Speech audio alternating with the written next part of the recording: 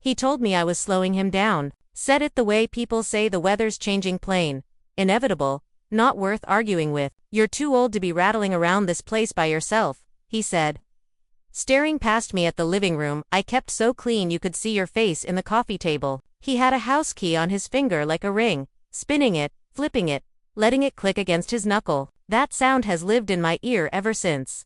Click, click, decision made. I used to think love returned to you like a tide if you stood still and waited long enough. But tides come for their own reasons. They come for the moon. They don't come for a woman like me standing in a kitchen that smells like lemon oil and hot iron.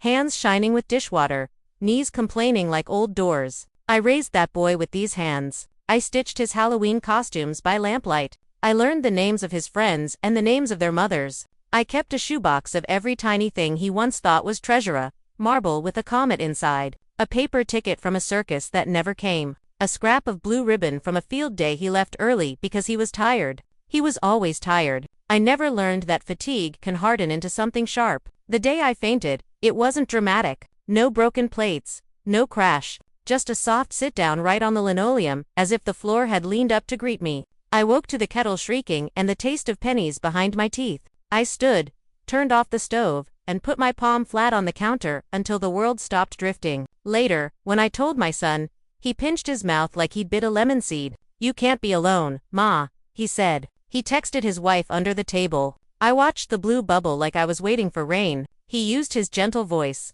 He used my first name. They came with soup and with concern wrapped in tissue paper, the kind that tears if you look at it hard. They asked about the old documents the way people ask where you keep the spoons offhand. Familiar. Expected. "We should get everything organized," they said. "Just in case."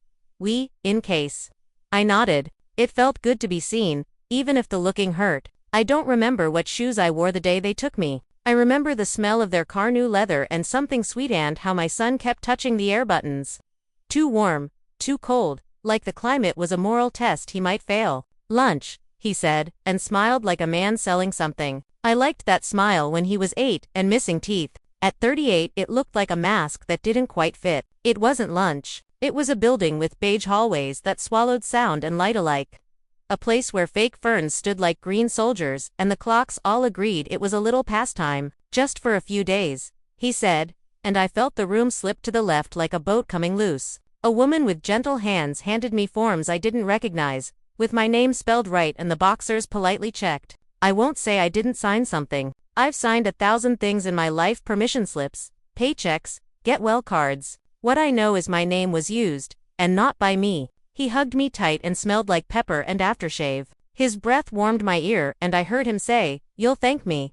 That was the last beautiful lie I let him tell me. He left, and the air tasted thin, and I stood because sitting felt like agreeing. A nurse smiled in the way of nurses who've seen a lot of leaving. She showed me a room with a bed I didn't pick and a dresser not big enough for my summer dresses. My houseplants were not there. My teacup wasn't there. The wall was. It had a framed picture of a lighthouse and a sky so blue it looked like a dare. I sat on the edge of the bed and I folded my hands like I had in church when the preacher said there was a bomb in Gilead, and I listened to the hum beneath the floor. That's where I keep my anger down, with the hum, out of the way of my voice.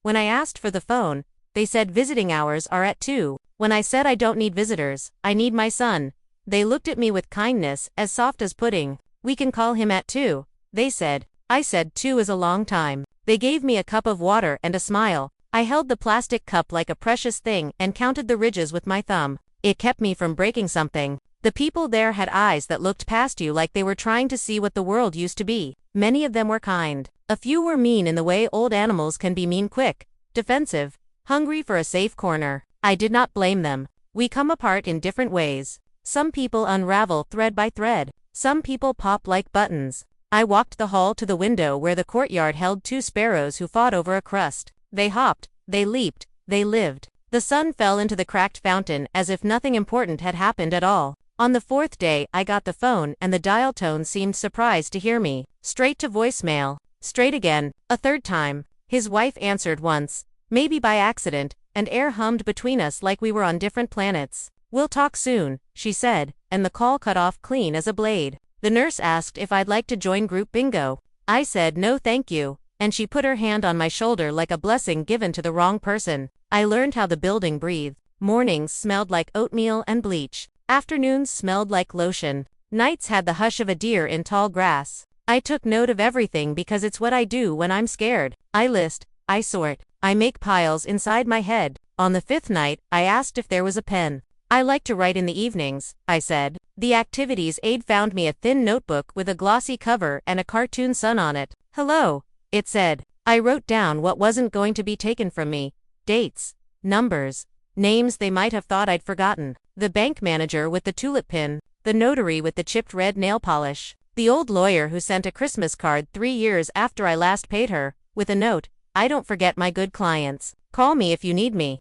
I wrote the title of my house deed and the year I refinanced and the day I made my last payment. I wrote the serial number of my safe deposit box and the color of the folder where I kept my birth certificate. I wrote my grandmother's maiden name and my grandson's middle. I wrote the mean things my son had said when he was 15 and ashamed of our car. I wrote the kind things he'd said when he was 5 and thought I hung the moon. I wrote until my hand cramped and the sun sticker on the notebook seemed to smile wider. I asked to speak to the administrator. She had lipstick the color of a plum and eyes like winter beautiful and not warm. She didn't mean harm. She meant the rules. She said my son had signed certain papers. She said phrases like "for your safety and best practices" and "we have to trust the family."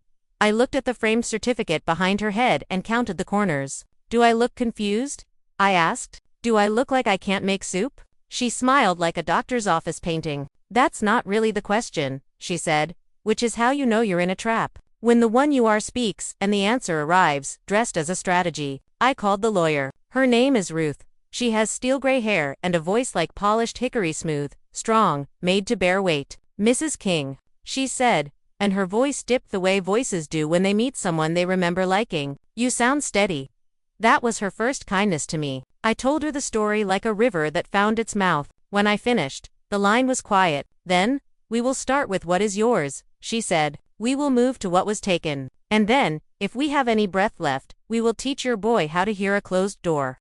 She drove 3 hours in the rain that turned the world into a watercolor, and strode down that hallway like it owed her money. The nurse at the desk grew small and wise. The administrator chose a careful smile. Papers were produced. A doctor whose hands smelled like soap stood by the door and nodded when Ruth asked, "Is she in her right mind?" "Yes," he said, clear as a bell. I wanted to kiss him, but settled for breathing all the way out. I left with Ruth in a coat that held the rain like a new promise. A good small suitcase with secondhand clothes. She'd stopped to buy me 2 blouses. Bless her, and the notebook in my purse where the cartoon sun had turned smug. We didn't go to my house. We went to a hotel with a kitchenette and thin towels and a view of a parking lot. It felt like freedom because nobody knew I was there except the woman who believed me. She took off her shoes and put her hair in a knot and began to read. Deeds, banks, letters. She found the forgery where my signature was too fast and too clean. "Your son's wife has a heavy hand," Ruth said, pointing to the stroke. She learned signatures from grocery receipts. Sloppy thieves mistake speed for truth. Then Ruth looked at me and something fierce moved beneath her ribs. "You don't retreat," she said. "You rest. Only difference is what you do the next day." We filed what needed filing. I sat on the bed with my back straight and listened to the printer sing like a cricket in heat. Ruth's laptop glowed. I made us tea in paper cups and the steam climbed into the room like hope that had been on a long walk. The doctor from the facility wrote a letter that said I was competent. Competent, competent. I wanted to embroider that word on a pillow and throw it at my son's window. The bank put a freeze on things that should not have been touched by hands other than mine. I remembered the code to the safe deposit box because I remember the tune of a train from 1953. You don't forget what you've had to earn twice. When the papers were served, I didn't go to watch. I didn't want spectacle the way I no longer want birthday cakes with candles that tell a room how long I've been making soup. I stayed in the room and watched a game show where strangers answered questions about presidents I'd voted for and songs I'd danced to in kitchens when the radio had more dust than buttons. I imagined my son's face when the doorbell rang and a man with bad coffee breath said his name and handed him the letter that was a door he could not stop from closing. I imagined his wife's mouth making a perfect dog. I imagined the dog barking because dogs understand more about justice than we admit. He called that night. "Ma," he said, voice smaller than his shoulders. I let the silence breathe. I wanted it to fill the spaces he'd emptied. He said he didn't mean it to go this way. He said I scared him when I fainted. He said he just wanted to keep me safe. That word again, safety, like a blanket that smothers as politely as it covers. You don't keep a person safe by taking their name, I said. You keep a person safe by carrying their groceries and listening to their stories. And by bringing a chair into the kitchen when her knees hurt. You keep a person safe by asking them what they want. Did you ask me? He inhaled sharply like there was a fishhook in his throat. I thought he began. That's the problem, I said. You thought, and you never looked at me long enough to see. I sold the house. Not out of spite, out of arithmetic. I sold 30 years of paint and floor wax and patched pipes and holiday dinners. Not because I didn't love it, but because love, like bread, goes stale if you keep it in the wrong place. A young couple walked the rooms and said kind things aloud. These archways, the woman said, touching the curve with 2 fingers as if you had to ask permission to admire. This light, the man stood in the kitchen and looked at the window over the sink, which I had looked through 1,000 times.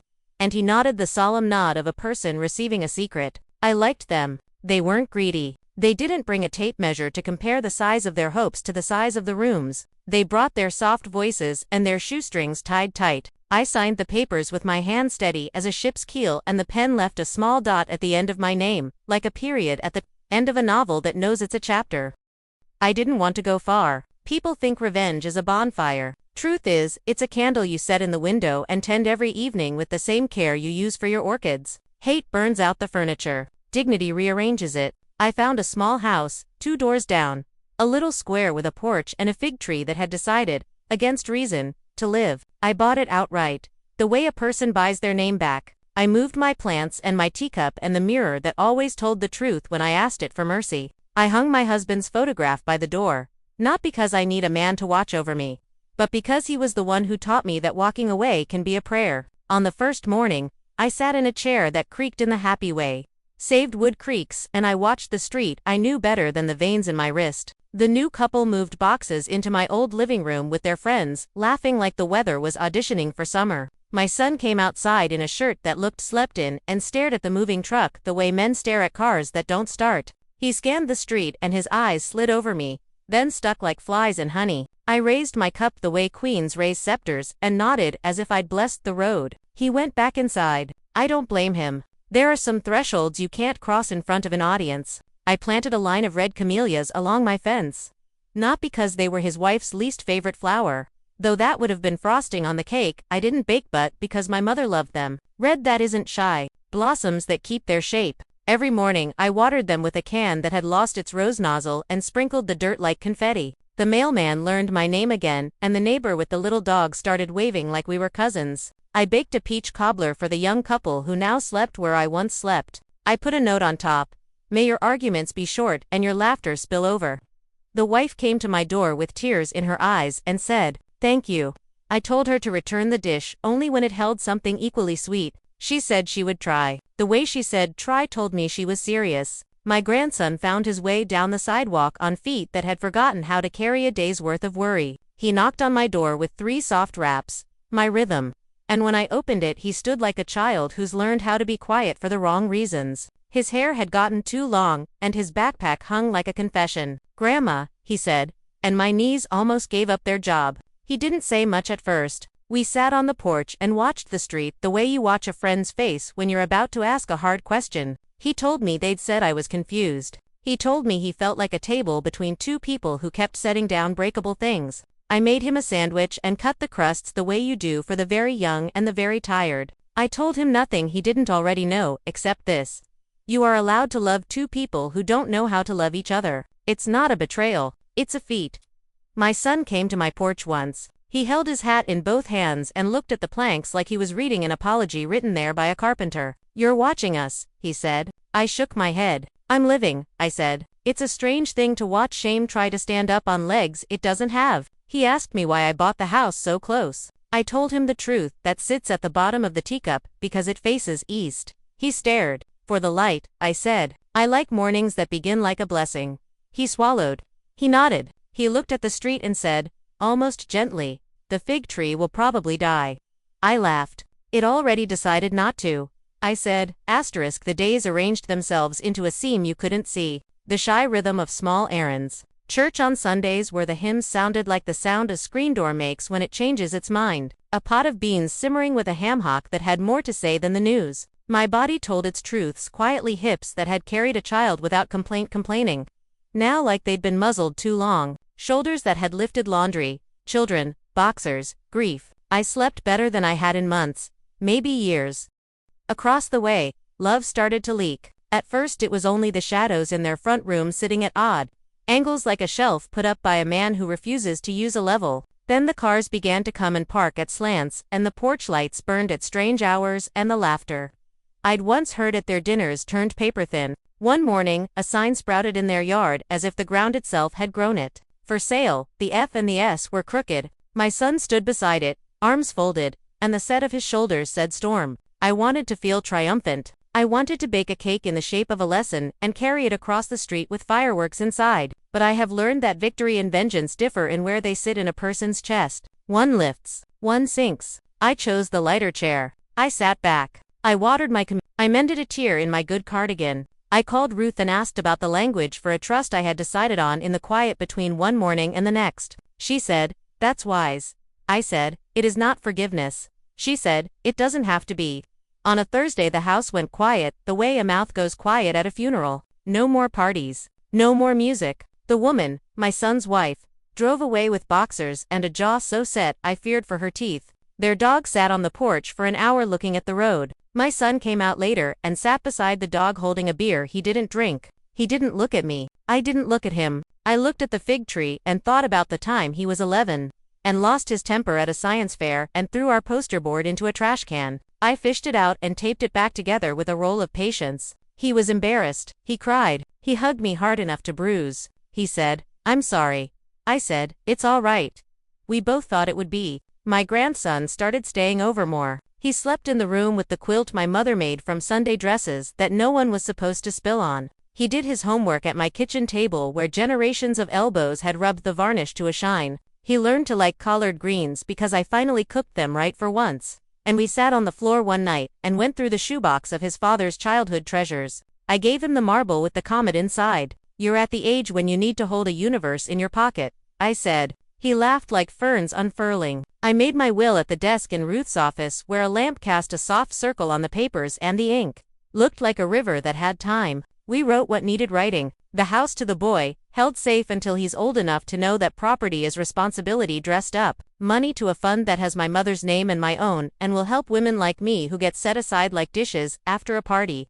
Still good, still shining, still useful, but somehow carrying the label of leftover. We wrote it clean. We wrote it true. Ruth slid the pages into a folder and closed it with a precise click. The sound made me feel the way a clean floor feels under bare feet. You can dance again. My son learned about it down the line. He called with the kind of quiet anger that comes frostbitten. "So that's it," he said. "That's it," I said. "You're cutting me out," he said. And the words hung there like laundry on a windless day. "You cut yourself out," I said. "The way you tell a child they left their shoes outside and the rain did the rest." He said he was sorry. I believed him and still didn't change my mind. That's a new trick I taught myself after 72 things can be true, and only one needs to steer.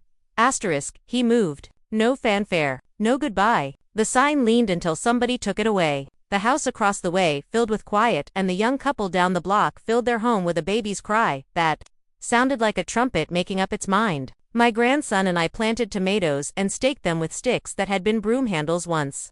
And I told him there's a satisfaction in tying a plant to a stick that the world cannot offer by other means. Growth needs something to lean on. He nodded like a boy who understood metaphors on an instinct older than language.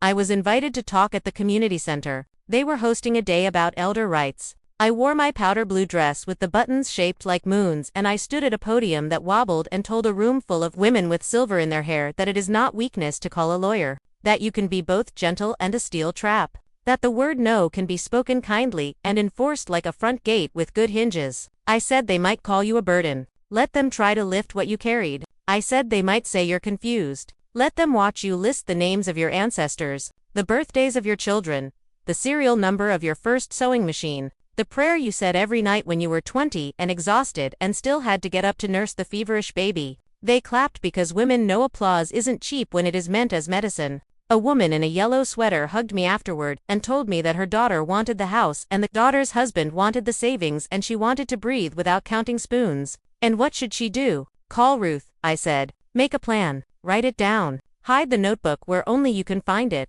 and buy yourself something soft for your bed. Sleeping is part of fighting.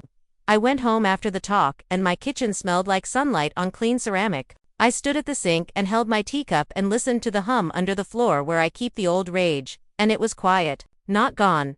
Just resting the way a good tool rests when the work has been finished for the day. My camellias had settled into themselves. Blossoms lay curled like little fists that had decided to open. The fig tree did what fig trees do when they feel safe. It put out leaves shaped like hands you could trust. Sometimes at night I sit on the porch and remember the girl I was in a wheat field behind my grandmother's house. The one who ran until sweat slicked her brow and then lay down in the stalks to stare at the sky that didn't know she was there. I remember the woman I was at 20, at 40, at 60, small corrections to the same map. I remember my son at 5 with peanut butter on his cheek, and my son at 15 scowling into a mirror, and my son at 38 with a set jaw and a key that clicked against his knuckle. I let those pictures come and go. A person can drown in pictures if they forget to breathe between them. The boy my grandson leans in the doorway.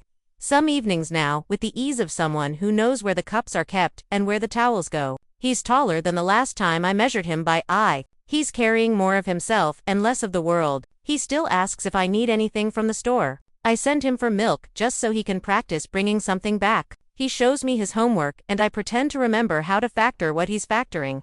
And we both laugh when the answer surprises us. He puts a photo of his parents on the bookshelf and doesn't hide it when I walk in the room. That is what forgiveness looks like at 14, an object placed in daylight. On the day the first tomato blushed red, he called to me from the yard. "It's ready," he said. We sliced it, salted it, ate it standing up over the sink, like we were getting away with something fine. "It tastes like sunshine," he said, and I said, "It tastes like dignity." And he rolled his eyes and grinned and said, "Grandma, you always make the food into a lesson." And I said, "That's because one day I won't be here to cut it, and the lesson will teach you how."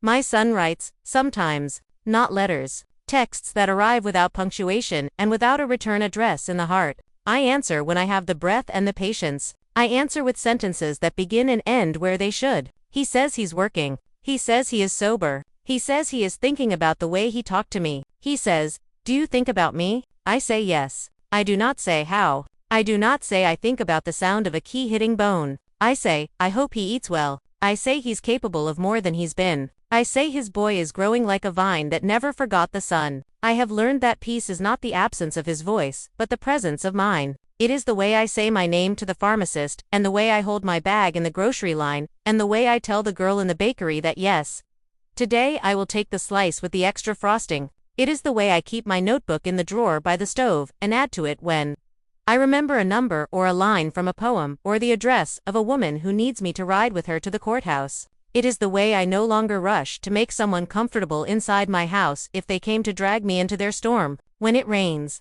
my little porch smells like coins and soil and the ghosts of peaches. I sit with a blanket and watch the water find every low place and fill it. The street grows quiet. The young couple in my old house close their windows and then forget too.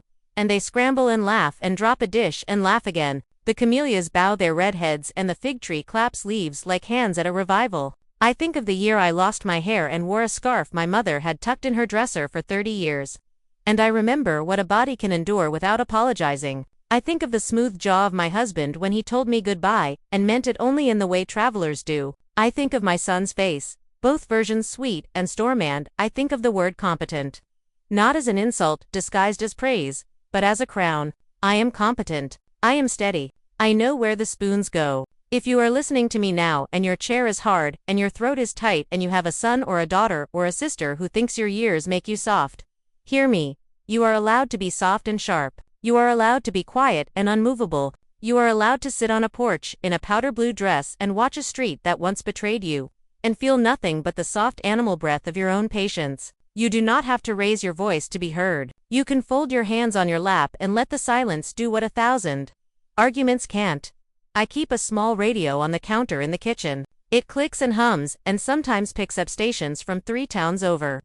And sometimes only gives me static that sounds like rain kissing gravel. At night, I turn it low, and it keeps me company without asking anything in return. I make a cup of tea. I flip the porch light on and off and on again, telling the night I am here. The house settles around me like a cat who finally chose your lap after a long time on the fence. The past is a photograph and a dish and a scent and a scar. and it can sit on the shelf without speaking for hours. The future is a tomato not yet red and a boy who still puts his shoes beneath the chair, instead of leaving them in the hall. Sometimes, the train comes through, far enough away to be a rumor. I count the cars by the slow pulse of their wheels. I think of steel, and distance, and the way we are always carrying something forward, whether we mean to or not. My son lives somewhere under this same sky. And maybe tonight he also hears a train, and also counts without meaning to. And maybe he thinks of me, not as a problem to be solved, or a burden to be cancelled, but as a fact of the world that will outlast his opinions. When I turn off the lamp,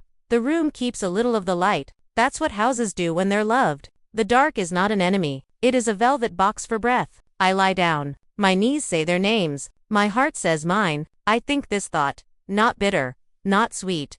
Some doors lock behind you, and some doors lock the ones who shut them. I did not slam mine. I turned the key. I hung it by the frame on a little hook where I can find it in the morning. There are nights when sleep is stubborn, and I let my mind walk back through the wheat field one more time. I don't run anymore. I stand and let the wind move around me, and I listen to the stalks whisper their long song.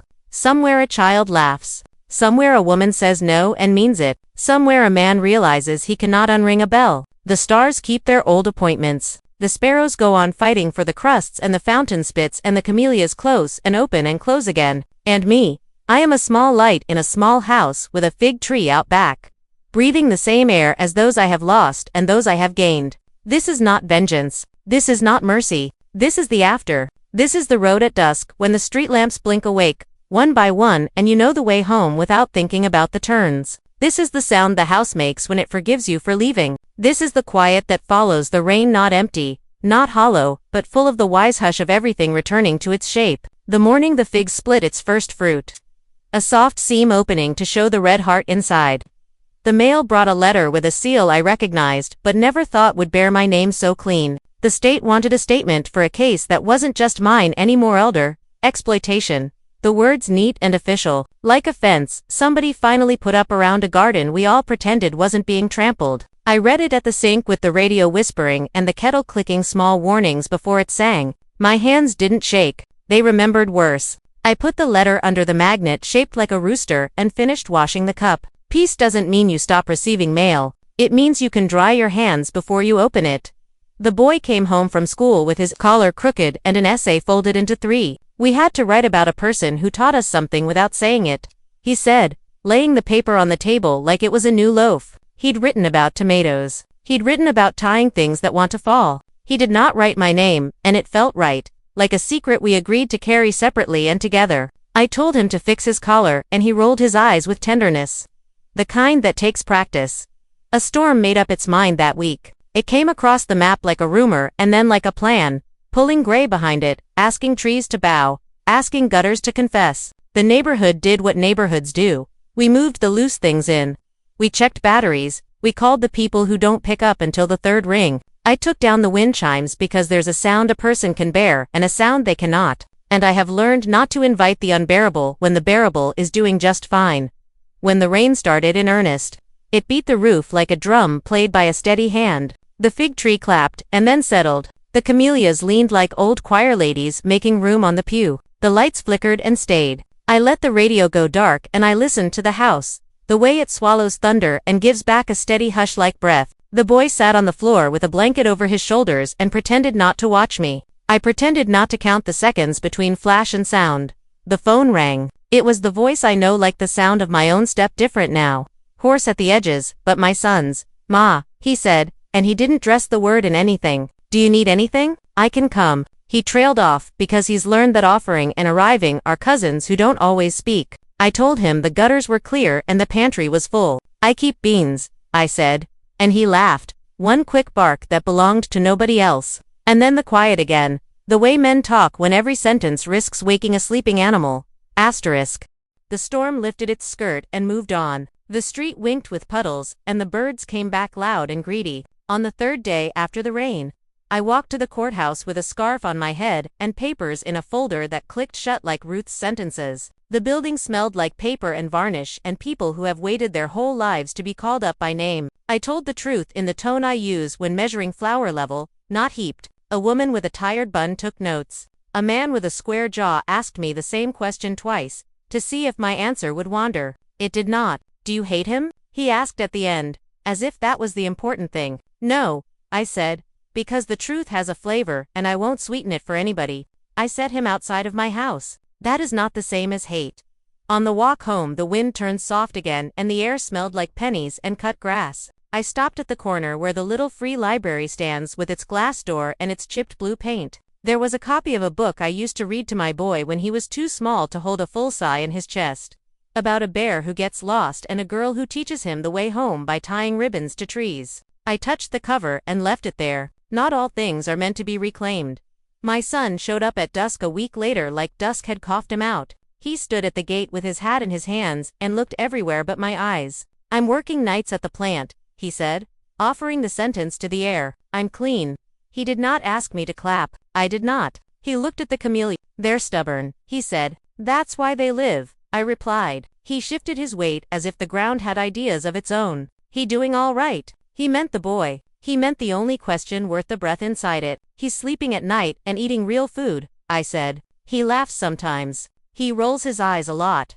That last part made my son smile without showing his teeth, the way he did when a joke brushed past him and chose not to stay. Good, he said. He took one step toward the porch, then stopped. I'm not here to bother your peace, he added. And the words were so close to a prayer, I had to sit down. He told me he'd gotten the state's letters too. He told me he'd answered, that he didn't lie, that he said panic is not permission. I wrote that sentence down first, he said, almost shy. It sounded like you. It did, and hearing the echo made my body do that old thing where it remembers pride and grief at the same time and has to swallow both like hot tea. He reached in his pocket and pulled out a key, the one that clicks. He set it on the fence post between us. I don't want this anymore, he said. I let it sit. Metal holds both heat and cold. It is good at teaching hands what they have done. All right, I said, as if we were discussing the weather. He nodded, stepped back, turned, and walked into the bluing evening. Like a man who had finally put something down. Summer brought heat that put its palm on your chest and asked questions. The tomatoes reddened one by one. Shy first, then bold. The boy shot up 3 inches and pretended not to notice, but the bathroom mirror noticed for him. He found a summer job at the hardware store, where he carried bags of soil for ladies who pretended the bags weren't heavy, and he learned the names of nails. I have decided every man should learn the names of nails. There is a poetry to things that hold other things together. The young couple in my old house had a baby who arrived, with a cry like a trumpet and cheeks ridiculous enough to forgive them for waking the street at 2 a.m. They brought me a pie I didn't need and asked if the crib should go near the window. Not if you like your sleep, I said. And we laughed the laugh of people who have survived certain wars and learned the terms of future treaties. Sometimes, in the blue hour, I could hear them singing lullabies out of tune. And I added my own thin hum from my porch, a harmony I learned when my boy had a fever, and the doctor said write it out. We rode. He lived. The song has no words. It's just a low human vow.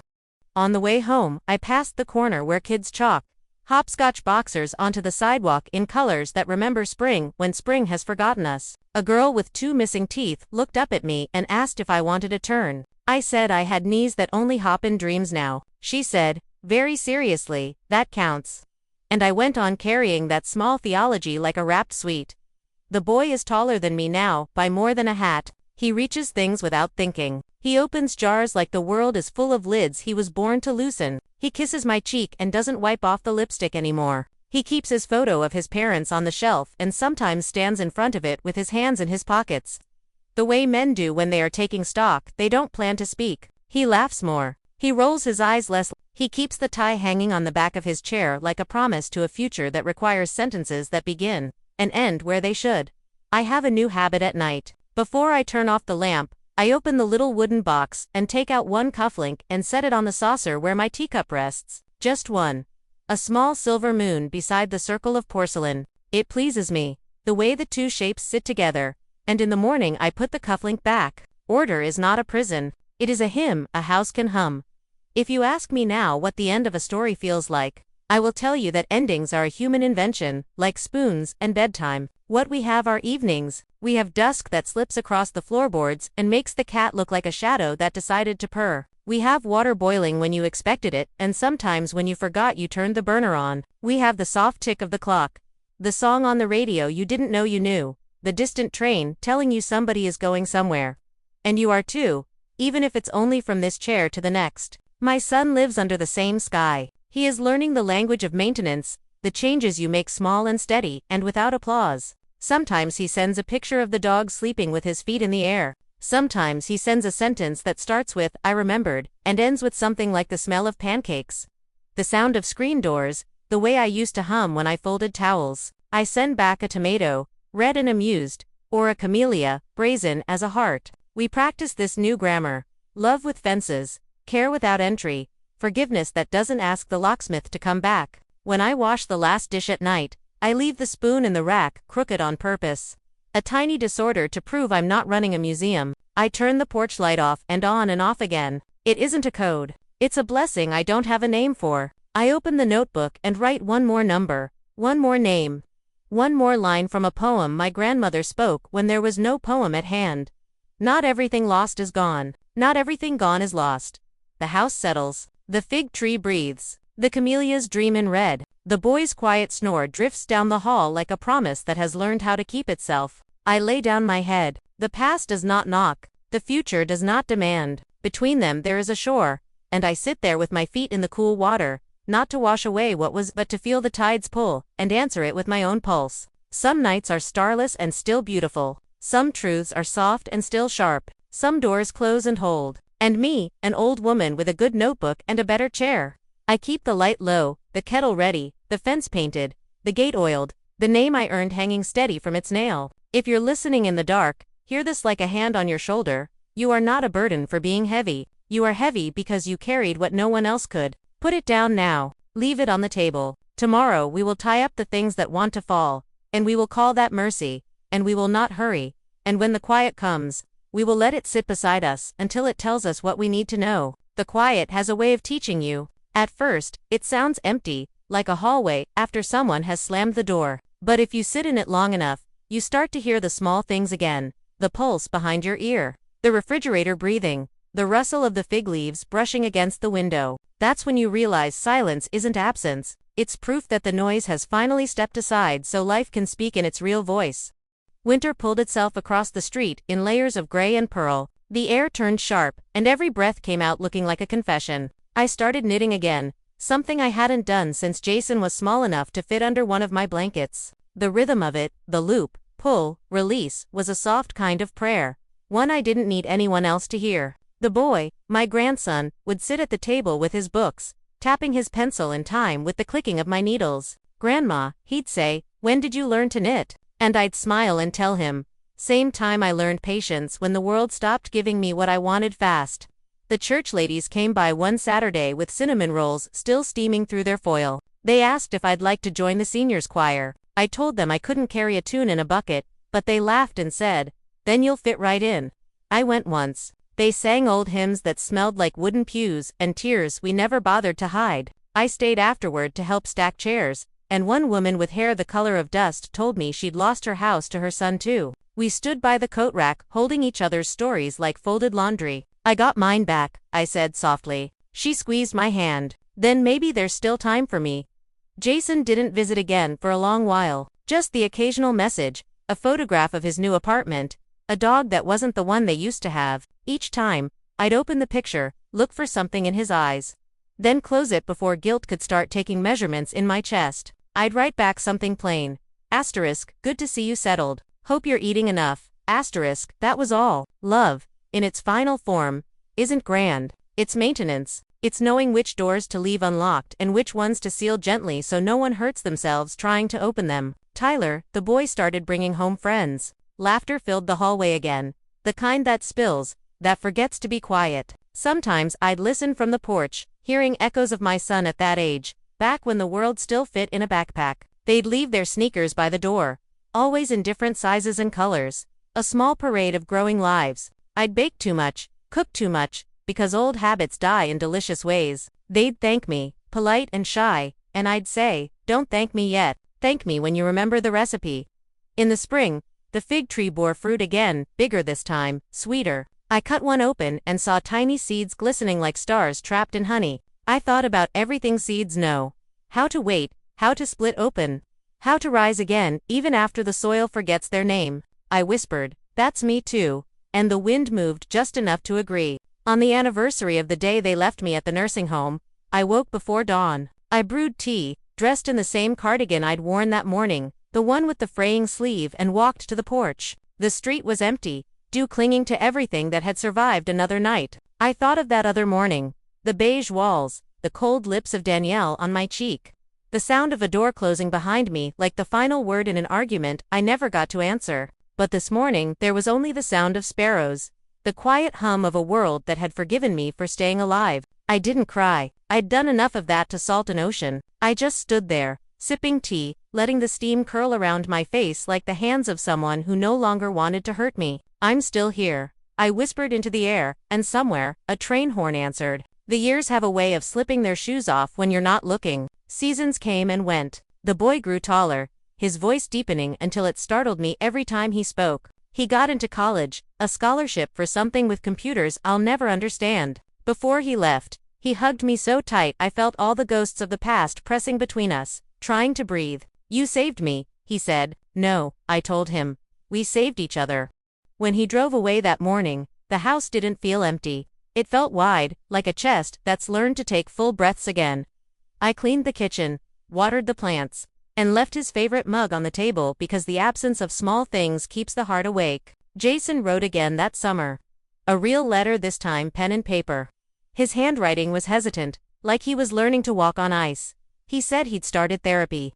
He said he didn't expect forgiveness, but he wanted me to know he finally understood the word burden. That it doesn't mean weight, it means love carried the wrong way. I folded the letter neatly and tucked it inside the notebook with the cartoon sun, the same one that once held my plan for revenge. This time, it held proof of change. I didn't write back. Some answers are better left in the quiet. Now, when the neighbors pass by, they wave. They know me as the lady with the camellias, the one who bakes too often and hums songs nobody remembers. Some know pieces of my story, others just feel its outline in the air. Either way, I've learned peace isn't a secret, it's a scent. It lingers on you if you wear it long enough. At night, I still sit on the porch. I keep the light low. I listen to the hum of crickets and the low whistle of the world spinning toward tomorrow. I think about everything I've lost and everything I've gained, and how sometimes they are the same thing seen from different ends of a lifetime.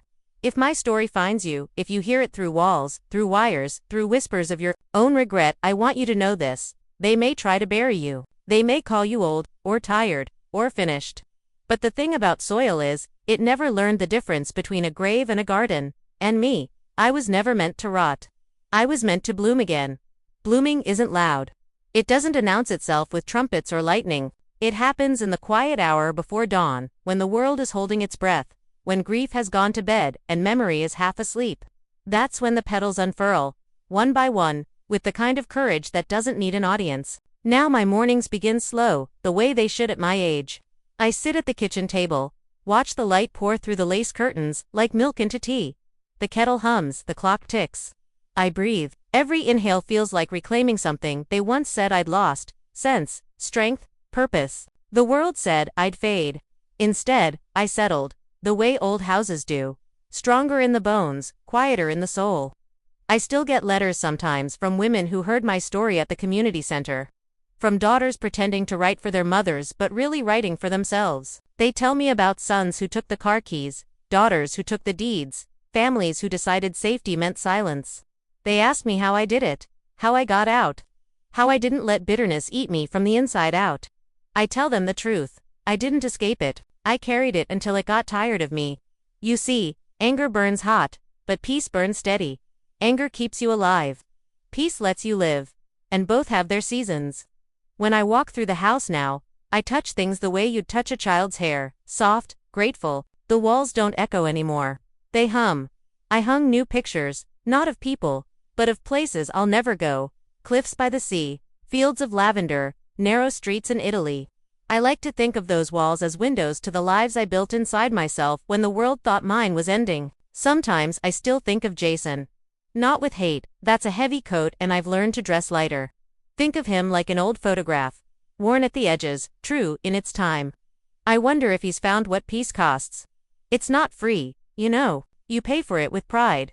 You pay with every apology you never got to say, and every one you were brave enough to whisper too late. But when you finally buy it, you don't trade it for anything. Last spring, a letter came addressed in handwriting that was steadier this time. Inside, a picture Jason and Tyler standing side by side, the ocean behind them, both of them squinting into sunlight. No words, just the image. I held it for a long time.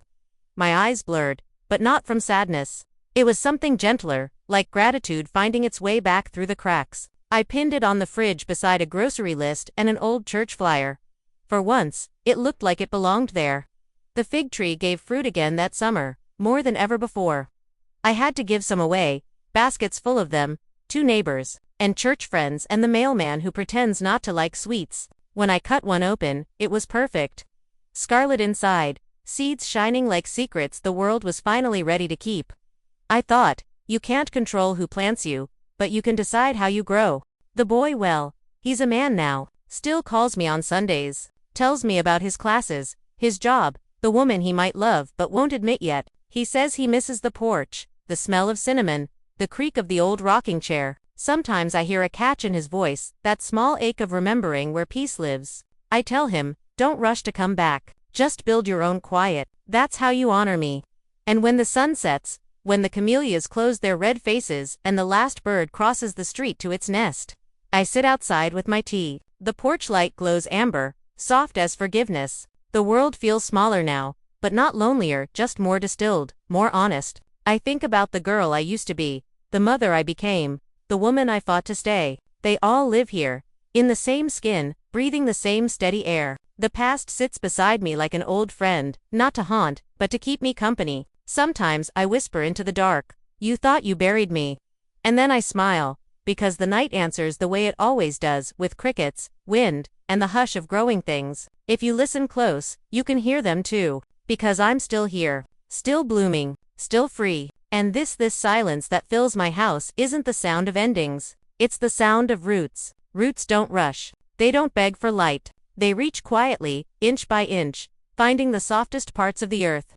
The hidden places where life still remembers how to begin again. That's what I've been doing all along, taking root in my own peace. Some evenings, when the air hums with the smell of rain that hasn't fallen yet, I walk out to the fig tree barefoot. The soil feels cool and forgiving. I trace the bark with my fingertips. The roughness reminds me I'm still part of something growing. A few leaves fall early, landing on my toes, whispering the same secret every season tells me. Asterisk, you did not survive to start over. You survived to continue. Asterisk, the neighborhood has changed. Children I once watched wobbling on tricycles now walk their own babies down the street. Houses got new paint, fences got taller, and the streetlights, they hum louder now. Maybe because I've learned to listen. People wave. Some stop to talk, to ask about the flowers, or to hand me cookies they say turned out wrong. I tell them, that's the best kind. The imperfect ones always taste the most like home. Every Sunday, I still bake. Old habits don't die. They just turn gentler. I bake for the boy, for the memory of my husband, for the women who will never sit at my table but who share my story in quiet rooms across town. I bake because it fills the house with warmth that no one can take. When the scent of cinnamon and sugar seeps through the screens, it feels like prayer, a kind that rises without words, without pleading, just thanks. I've become something of a whisper in the community. The lady with the red camellias, they call me. Sometimes a woman knocks, eyes rimmed red, and says, I heard what happened to you. And I see in her face the same mixture of shame and hope I once carried. I don't give advice anymore. I just make tea and let her talk. By the time she leaves, she's usually standing straighter, like she's remembering her own shape. That's enough. Jason sent me a postcard last month. Just one line, the ocean's different when you don't run from it. No return address. I smiled. He's learning the same thing I did. That peace isn't found. It's built, brick by brick, in silence. Maybe someday he'll bring me a shell from that ocean, or maybe not. Either way, the tide will still come. As for Tyler, he visited last week, taller, confident, eyes steady as sunrise. He brought a ring for the girl he loves. Asked me how you know when it's right. I told him, when her silence feels like home, not punishment. He laughed, said that sounded like something out of one of my old notebooks. Maybe it was. I've written so much truth in them, it leaks out of my tongue now without warning. After he left, I sat in the doorway and looked at the sky. It was violet, that soft, bruised color that only shows up between evening and night. My fig tree cast long shadows across the yard, and the camellias glowed faintly under the porch light. Everything seemed to hum, like the world was remembering a song it used to know. And that's when it hit me. I don't wait for peace anymore. I live inside it. I make breakfast in it. I water it. I hang laundry in it. It's not a prize you earn or a miracle you pray for. It's something you build when you finally stop proving your worth to people who can't see it. Sometimes I still dream of the nursing home, the beige halls, the hum of fluorescent lights, the way the air tasted stale, like forgotten time. But in the dream now, I always walk out, the doors swing open, and outside is my porch, my tree, my light. The dream used to end in fear. Now it ends in mourning. When dawn comes, I watch the first gold slip over the fence and onto the camellias. The petals catch it, soft and defiant. The world wakes. Somewhere, a kettle starts to whistle, and I rise with the sound. I don't need apologies anymore. I don't need explanations or closure. I have my porch, my tea, my breath, my stillness. I have the laughter of the boy who grew into a man without repeating his father's mistakes. I have my name written in my own hand on every document that matters. And when the wind moves through the fig leaves, I hear it say the same thing over and over, gentle and sure, you were never a burden, you were the route. So I sit a while longer, watching the world turn gold again, and whisper back, yes, and I finally grew where they buried me.